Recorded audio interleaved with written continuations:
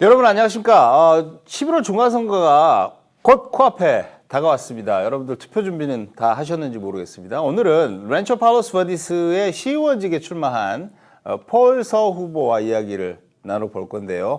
영어로 진행을 할 거고요. Just November election is around the corner. Everybody's so excited about voting for the first time, second time. Make sure you have your ballots ready. I know you got mailed with all those ballots. And also, make sure you have a plan to visit this Paul place pretty soon. We're talking to Paul Suh, who is running for his own office, city council office in Rancho Palos Verdes. Small city, but it's a beautiful, beautiful city, as you all know. Welcome to our show, Paul. Hi, how are you? Hi, good afternoon. Thanks for having me. I appreciate it. Of course. Please introduce yourself to our viewers, please. Sure. Hello, everyone. My name is Paul Suh, and I'm running for Rancho Palos Verdes City Council. Our election is on November 8th, and I look forward to serving on City Council, hopefully with your help, with the viewers and the voters in Palos Verdes. We can make this a possibility. I look forward to meeting every one of you, if possible, and I'm ready to answer questions from reporter here, Mr. Reporter Che. I know we ran the story about you and your dad business. Your story goes back in '92, I believe, right? And That's correct. I'm sure that story motivated you to run for this office. Tell us a little about it. So it's been 30 years. So in April of this past year, we had the 30th anniversary of the 1992 civil unrest riots. So what we did was we, as a commemoration to the neighborhood, to the people who have been working at the store, we came up with a mural. Two Asian females, artists, incredible artists, they came out and painted a mural at my parents' building. And our building in '92 was actually burned down. My parents stayed there. They rebuilt from the ashes. So as a commemoration to them and to the folks that worked at the store, we had a mural painted with unity that signifies what we are. And we placed my parents' faces as well as one of our employees on the wall just to show the community that we are united. Black and Asian Americans are united in one. And that specific incident and that civil unrest tore through both communities, and it affected us a lot. And we were fortunate enough, and when I say we, my parents were fortunate enough to actually rebuild and come back from the incident. There were a lot of families that couldn't. So because of that, and to show that there is power in unity and going forward and healing, we decided to make that specific mural.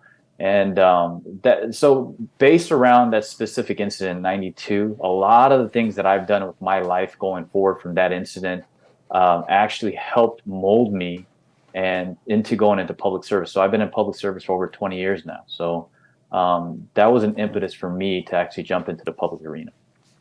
I know you didn't quit your day job for this office. I know you go to work every day as a federal prosecutor, and also you are running again running for this office, and I know your children are really young. How do you juggle all these three things all together? Please tell us. Well, I'm a state prosecutor, so I'm Deputy Attorney General. Sure. That's okay. It's completely fine. The biggest thing is my wife. She's amazing. She's a pediatrician as a profession. She's a pediatrician by profession, and we have two kids, a 4.5-year-old and a 1-year-old. But my wife is amazing. So, she's supported me this whole time. So in the evenings when I'm walking and, meeting people from our neighborhood and our neighbors and things like that, she's the one that's taking care of the kids and things like that. So she's been sacrificing a lot. And, I owe her tremendously to what we're doing now. She's on board, and she knows that we're doing it for a purpose and we're doing it for good reasons. So that's why she's on board. Well, I'm sure she is. Now, let's get into the situation with the Rancho Palos Verdes City Council. How many seats are available, and who's running for this? So as of right now, there's 3 seats that are up for election. There's 6 people running so far. 2 of the individuals that are running in the campaign are the incumbents. So there's an empty seat. One of the city council members stepped down. So right now, as of today, there's still 6 candidates for 3 seats. I see. Now, if you could just pinpoint the issues with the city council and city government, what are they? And how would you like to address them if you get elected? So for the past 4 months, I've actually been knocking on a lot of doors and talking to a lot of my neighbors. And, there's top three things that keep on popping up. The first one is crime, to reduce crime. As of late, my understanding is about 11% increase in burglaries and just crime in general. That's one of the top issues. Cell phone reception is another issue. Just our area and the topography and how it's laid out is a big issue. And the reason why, people might laugh at it, but the big issue is actually public safety. So if I don't have electricity at my house, since I do Wi-Fi calling, I can't call emergency services. I can't call family members. I can't do any of that stuff. I see. And, that's one of the issues we had. There was a city council member, he was 94. He's stepping down, and he actually broke down not too far from my house. He didn't have cell phone reception, so he couldn't call somebody to tow him when he was on his way to a cardiology appointment. Oh. So, that cell phone reception is a big issue. And the last one is traffic, because this area is very desirable when it comes to sports cars and things like that, because there's a lot of switchbacks. So a lot of people complain about that, and it's dangerous because one of the issues are, you can crash and basically fall off the cliff. There's a lot of people that are cycling, walking. There's a lot of trails. And our cities where Tiger Woods actually crashed his car and got hurt. So there's a lot of concerns. So those are the top three things that we want to focus on, that I want to focus on. And I have the background, I think, to address every single one of them. I see. I remember this Hawthorne and Crenshaw streets are pretty jammed in rush hour, right? They do get that way, yeah, coming down. Yeah, hopefully at the top of the hill, yeah. Hopefully it'll get better. Now, you're the youngest out of these 6 candidates. I know you get a lot of responses from Korean American community, also Asian communities. What are the responses you get? Also, I know there are a big group chat with the Kakao Talk over there in the Korean community. What are the responses and reactions you get after you announce it?